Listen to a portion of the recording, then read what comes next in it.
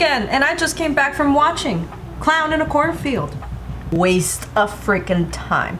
Being honest with you guys, the only reason I saw this movie is because I saw who the director was, which is Eli Craig. He is the director behind Tucker and Dale vs. Evil. This is mostly starring Katie Douglas, and basic story is looking for a fresh start. Quinn and her father moved to Kettle Springs, the community who is facing hard times after the town factory was set afire.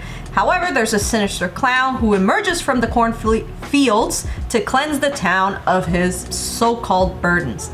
This movie had a budget, I think, of less than $1 million, if not $1 million, which, you know, in today's standards, that's crazy. Let's start with some of the positives. Some jokes did make me giggle. Some of them were very funny. Some of them had the theater laughing out loud, and I am not going to lie about that. However, that was not enough to save this very, very trash movie. What happened? What happened? The movie was just lame. Like, really?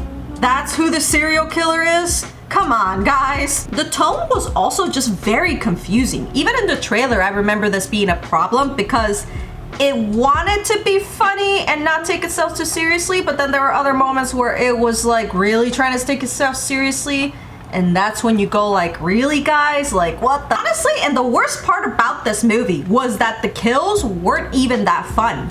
Like, legit, at least make that interesting. But it was so clearly CGI blood splatter, it was insane. The story was lame, it was predictable, nothing new was done to it, or nothing interesting was added to the clown slasher genre of the horror genre. Music was lame too. It was also confusing. I didn't like it, and to be frank, I barely remember it now, but I do remember not liking it. Plus, it's also not a good thing that I just forgot about it. Acting, frankly, required no real effort of acting in order to do your characters. There was just no one there. These characters were blank slates, except for Quinn. Maybe for like 10 minutes of the film, I felt a little, you know, a little bit of a heartbeat, you know? Oh, it's just like, what was this movie trying to do? Because there was really this just conflicting message of taking itself too seriously and then not, and then the jokes were just lame. They weren't really hitting, and then the villains are revealed and you're like, God, this movie's just so freaking lame. The entire time I was just sitting in the theater and I was falling asleep halfway through the movie, and then the kills started to happen, and then I kind of woke up, and then I went back to falling asleep, and then the movie ended, and then I was just sitting there like, well, that was a waste of time.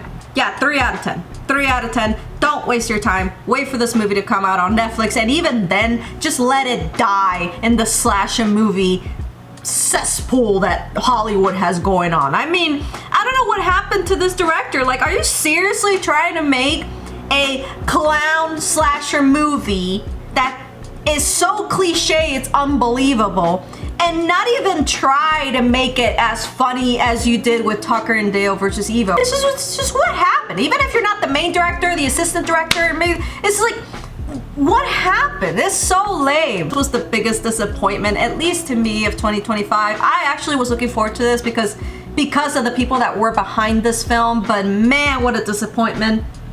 3 out of 10. Don't waste your time. Those are my thoughts. What are yours? Leave a like and subscribe, and I'll see you all for the next one. Bye.